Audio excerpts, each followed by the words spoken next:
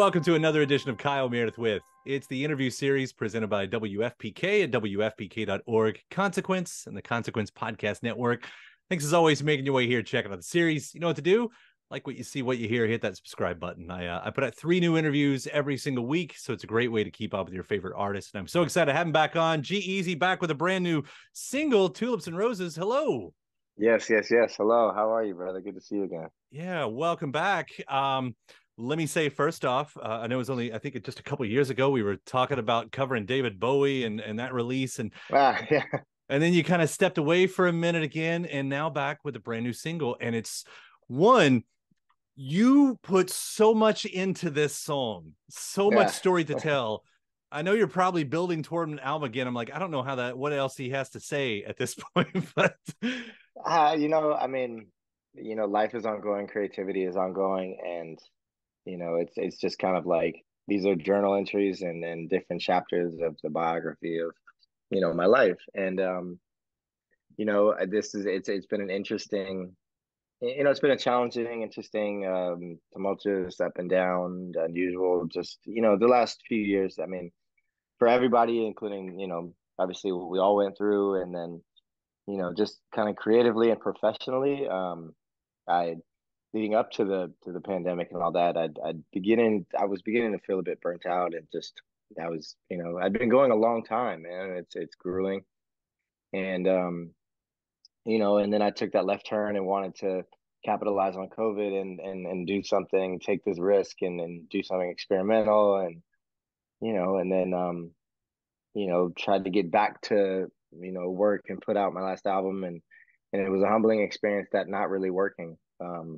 And that just I just and then losing my mom, man, I just needed to just pump the brakes and just step back and just kind of like just take a second to breathe, step away and take a second to live, and just allow myself some time to grieve and heal, and also just, reevaluate a lot of things in life, and, professionally, creatively. And this song in particular was, it really felt like the moment that, like, that breathed life back into my energy, my force, my creativity, my direction, my identity. And all of a sudden I felt like, okay, yeah, this feels good again. yeah. And here And we are. I salute any, artists who they don't mind hitting the pause, because so many of them that oh, content. It's got to be nonstop, Yeah. and to do that. But of course, you look at people like, Sade and Fiona Apple, and they'll walk away for 10 years, and Oh it's man. Yeah. Frank Oceans of the world, right. and a part of me sometimes kind of envies that, can't help but envy that, that ability to, like, to just step away. And I don't know what they do, the Andre 3000s of, like, but maybe they live, Mm-hmm. and they recalibrate and they experience. And, I mean, art is a reflection of what you experience and live through, and, and you channel that into your creative output.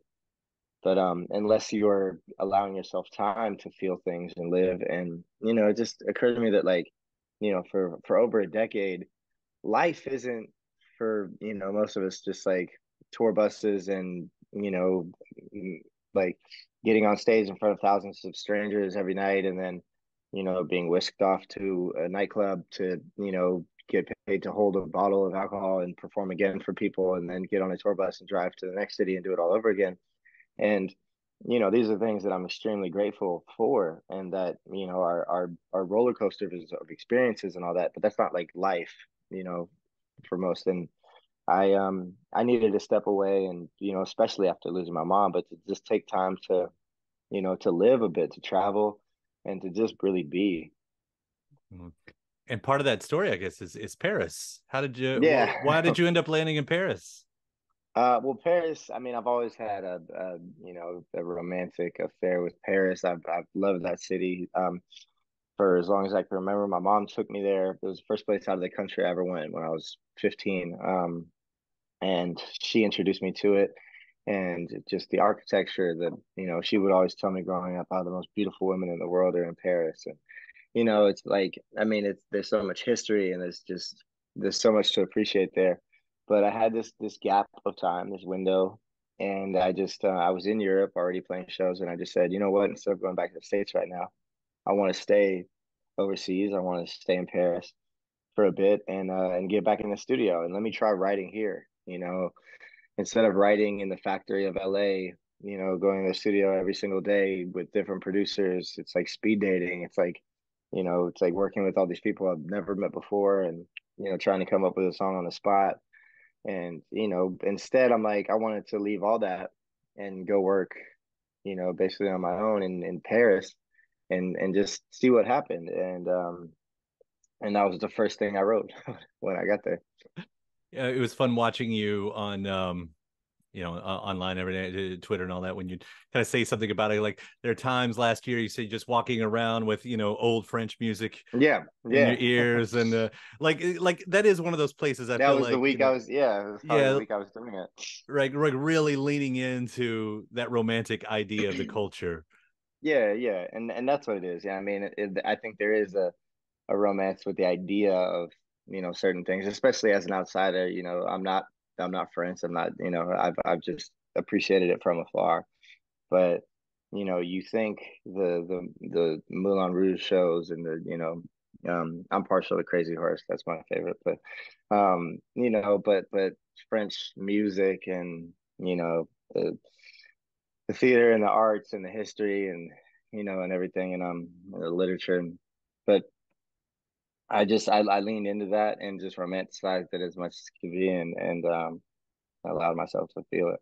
Yeah, we hear a little bit of that music, maybe unintentionally, in because you sample Gabriels. Now, Gabriels is not a French Yeah. band, but But there is a like a feeling that right. feels, it's hard to explain, and it's like, you know, but there's this big epic cinematic or like classical orchestral feel, obviously, with their strings, and the soulfulness of his voice is just, I mean, undeniable. And and so you do kind of get this feeling like that, that for some reason, I don't know, feels Parisian even if it's not, Yeah. you know.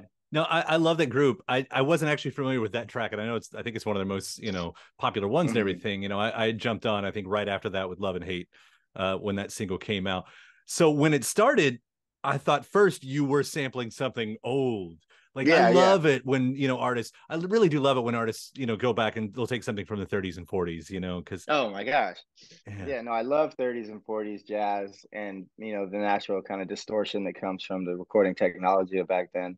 Um, and, early in my career, when I was still in college, I'd put out a project where I was sampling mostly 50s and 60s doo-wop, mm, and old soul stuff. And I think there's just I don't know, I love happy sad as a quality in music, and I also love just the recording technology of those eras and the natural distortion it gives the music and just the general feel of it. But I also love juxtaposition and bringing that and then matching it with with drums and rap verses and kind of making it contemporary. yeah. Well, that's something I've always liked about your music, and I'm trying to figure out how to say this without sound like I'm slamming somebody else. But your music is always, it feels like it's rooted in something real every time. I mean, anybody can grab the drum machine, or the synth those type of samples, and people they do it a lot. But I always kind of get something else from yours. Like it needs to be rooted in that. I mean, why? I don't know if that feels like it's important to you, but to me, it feels like it's Man, important it's to you.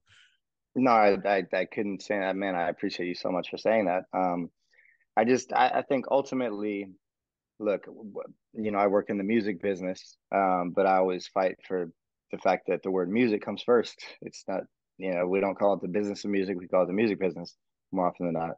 Um, but nonetheless, we live at the intersection of art and commerce, and it's tough sometimes because I, as much as most of us would love to just make the art we want to make all day and every day and just be free to be creative as we want and explore and express and all that. But that is a luxury, and I was talking to somebody else about this recently, but like, when your back's against the wall, you do have to succeed. The rent has to be paid. You have to, especially when, you're working with a lot of people who are counting on you. And so I get the drive and the push on the business end to, to be as successful as possible. But at the same time, I fight for what matters the most at the end of the day to me is leading with honesty and leading with your heart when you go to create.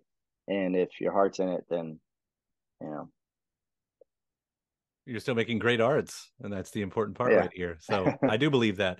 So there is this line in Tulips and Roses where you say something in my spirit woke up. Yeah, So yeah, you go away yeah. and you have to put your life back in order. Oh You have yeah. to put the business Yeah. back in your personal life. When was that turning point? When, I mean, is there a moment that you can look at and go, okay, there's where it is. Now I'm ready. Yeah. I mean, it was almost that morning writing that song.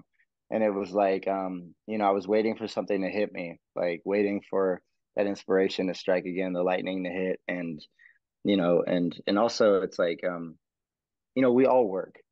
I'm lucky enough to get to enjoy the overwhelming majority of my work. Of course, it's not all, but there's people who go to work at CVS. There's people who go to work at factories. There's people who go to work on assembly lines, and it's like we work, and it's a privilege to get to do what I do for work. And I was able to offer myself a kind of sabbatical or like a break, so to speak. But at the same time, it's like, okay, like I'm a grown ass man and it's time to get back to work. And I'm lucky enough to have been, for the chance to wait for it to really, really hit me. And in that moment it was like, okay, yeah, now it's time to get back. Yeah. And the, yeah, this is clicking again. So if that's the launch moment right there, writing this song, The Tulips and Roses, what can you tell me about the rest of the set? Because I mean, this is leading to something bigger. I Yeah. mean, Yeah. Oh yeah, yeah, yeah. No, we're finishing up the album right now. And what Tulips represents that I'd say is, is on the rest of the record is just, it was me having fun again, being myself again, being honest again, and just getting back to basics and, just making music because I love making music. And, and that's really it. sure. Well, what's the music side of it like? I mean, again, with this one, we sort of get that like the Gabriels thing, and it's putting me in Paris and everything. Hmm. Like, and again, you and I have got to nerd out about Bowie before. Like, I love Yeah. hearing where you're coming from musically because I know it seems to hit my lane at least some points. Yeah. No, the musicality side, I'd say, there's a lot of samples, which is something I've always loved doing, really unique, soulful samples in there that you wouldn't expect. That's always been kind of a trademark of mine. Um, there are indie influences and alternative influences. There's some big choruses and a lot of storytelling on the verses side. About love and about loss.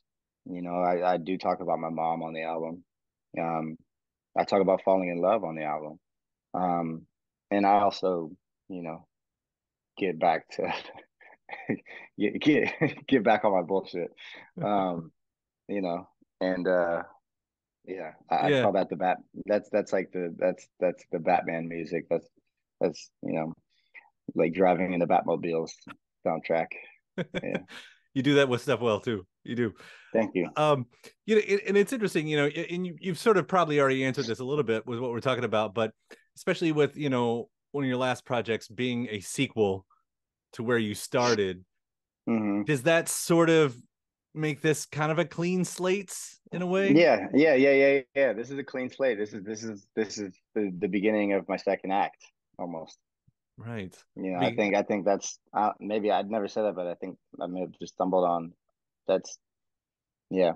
I think that's kind of what it is. yeah. It's so rare that we can actually book in things in that kind of way. Yeah, It's yeah, but I think if you study artists like career arcs, and I think these things actually do happen more often than not. That you need to tie up some loose ends and then let that go, and then now move into this phase, this chapter, this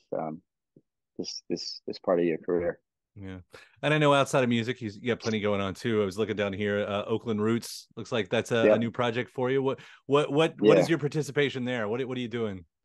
Well, I'm a part owner in the Oakland Roots, which I'm very proud to say. I'm hoping and praying that we get to keep the A's in Oakland. But we lost the Warriors to San Francisco and the Raiders moved to Las Vegas. And, the Oakland Roots, which is a minor league soccer team, is fully, fully as Oakland as it gets. And, I love the merch. I love the culture. I loved, everything about it. And I got looped in and was fortunate enough to get to invest and get involved. And, I'm not just a passive investor. I want to be, actively involved. And that means, merch collabs with the jerseys and, going to games and performing at half times, stuff like that. Just be really, really like, visibly involved. Yeah. Because I It's believe something. in it wholeheartedly. Yeah, something about, and reinvesting in the community was something like that too. And the other side of that was the endless summer fund, because I feel like that's sort of part about all of that, about reinvesting in the Absolutely. community. No, I mean it's just it's everything. I mean, you have to you know, stay tied in and stay grounded and stay involved and give back. And, you know, otherwise, you drift away and you can lose, parts of yourself. And, it's just for me, it's a no-brainer and it's a privilege to get to give back or to get to be involved with things like the Oakland Roots, so Yeah. Glad to hear it. And again, I love hearing what we've got so far with Tulips and Roses. Seriously, yeah. man, I can't wait to hear what the rest of this album's about. You've set it Oh up in yeah. such a way that I'm on board. I'm always on board, but I'm especially this time. Yeah. Thank you, dude. Thank you always. Anything. And thanks to my guest. Also, thanks to you for checking out the episode in the series. Before you get out of here, hit that subscribe button. Again, you get 3 brand new interviews every single week. New one every Monday, Wednesday, and Friday at right here on YouTube, or of course anywhere in podcast land, including iTunes, Apple Podcasts, Spotify, Podchaser, NPR, or WFPK.org as well. A great way to keep up with your favorite artists and discover new ones as well. Then after that, actually head over to WFPK.org. That's where I do a show Monday through Friday, 6 p.m. Eastern. It's an hour full of song premieres, music news, anniversary spins, bonus interviews, Monday through Friday, 6 p.m. Eastern at WFPK.org. Consequence has your music and film news. You can also find me on the social media spots, Facebook, Instagram, mostly on Twitter. All 3 of them, the address is at Kyle Meredith. Do hope you like and follow along. That does it for another edition. I'm Kyle Meredith. I'll see you next time.